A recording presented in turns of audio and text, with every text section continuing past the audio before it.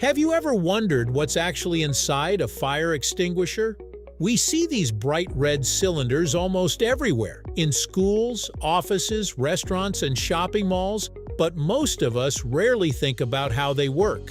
Behind their simple appearance is a carefully engineered safety device with every part designed to help stop a fire in seconds. So, let's take a closer look at the anatomy of a fire extinguisher and discover what makes this life-saving tool so effective. Let's find out, right here on History of Simple Things.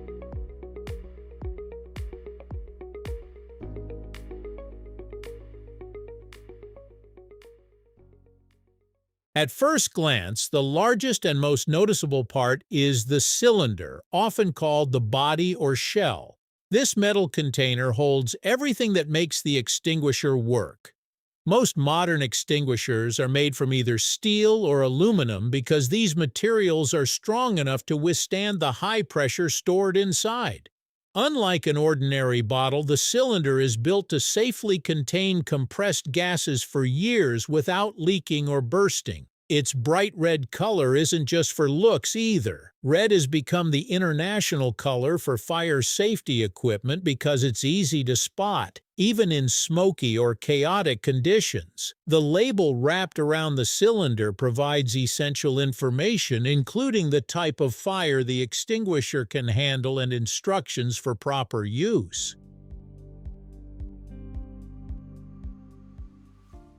On top of the cylinder is the handle assembly, which is where most of the action happens. If you've ever held a fire extinguisher, you've probably noticed two handles. One remains fixed while the other moves when squeezed.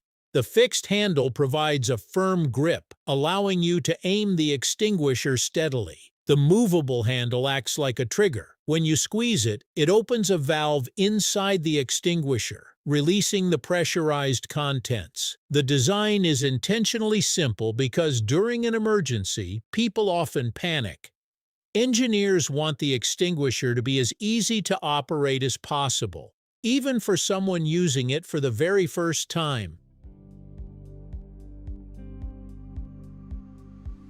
Before the extinguisher can be activated, there's another small but incredibly important component: the safety pin. This metal pin slides through the handle assembly and prevents the trigger from being squeezed accidentally. Imagine transporting an extinguisher in a vehicle or storing it in a crowded area.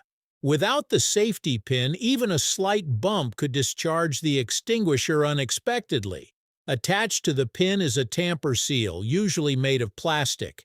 If the seal is broken, it immediately tells inspectors that the extinguisher may have been used or tampered with. It's a simple feature, but it helps ensure the extinguisher is always ready when it's truly needed. Just beside the handle is the pressure gauge, found on many stored pressure fire extinguishers. This small circular dial constantly measures the pressure inside the cylinder. Most gauges are color-coded, making them easy to read at a glance. If the needle points to the green zone, the extinguisher has the correct pressure and is ready for use. If it falls into the red zone, either too low or too high, the extinguisher may not function properly and should be inspected or serviced. It's one of the quickest ways to confirm whether the extinguisher is still reliable without opening or testing it.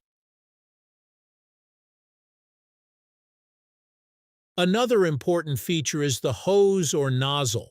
Smaller extinguishers often have only a short nozzle, while larger ones include a flexible hose that allows for more precise aiming.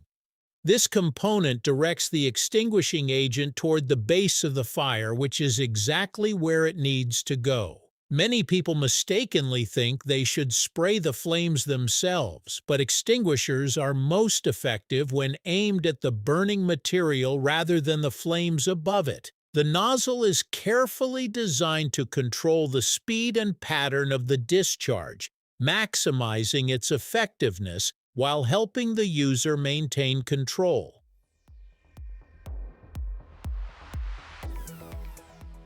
Hidden inside the cylinder is something you can't see but is absolutely essential: the extinguishing agent. Depending on the type of extinguisher, this could be dry chemical powder, carbon dioxide, water, foam, or wet chemicals. Each one is specially designed to fight specific types of fires.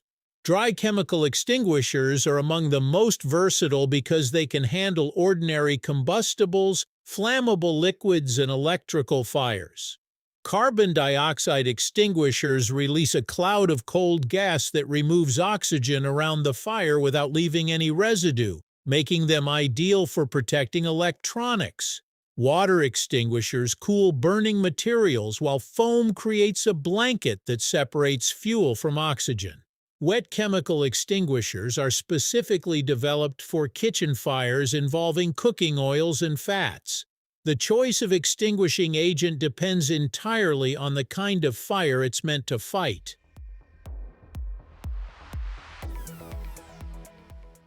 Many extinguishers also include a sturdy mounting bracket or wall cabinet. While it might seem like little more than storage, proper placement is actually part of the extinguisher's design. Keeping it mounted prevents damage, keeps it visible, and ensures it can be reached quickly during an emergency. Fire safety regulations often specify the correct height and location for installation so that almost anyone can access it without difficulty. All these components come together through a simple operating method commonly remembered by the word pass. First, pull the safety pin. Next, aim the nozzle at the base of the fire. Then, squeeze the handles together to release the extinguishing agent. Finally, sweep the nozzle from side to side while moving toward the fire if it's safe to do so.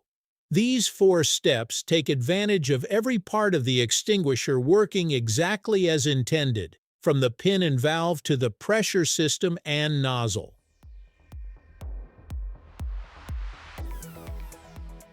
Perhaps the most fascinating thing about a fire extinguisher is how it combines basic scientific principles into one compact device. The next time you pass a fire extinguisher mounted on a wall, you'll probably see it a little differently.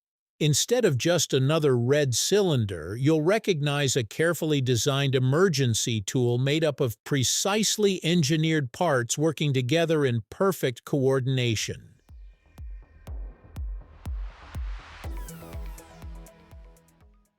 Thank you for watching. If you have suggestions for our next video, feel free to share them in the comments below. We'll be sure to acknowledge your contribution. Thank you for joining us on this journey through the history of simple things. Don't forget to like, subscribe, and stay tuned for more stories woven through the smallest details.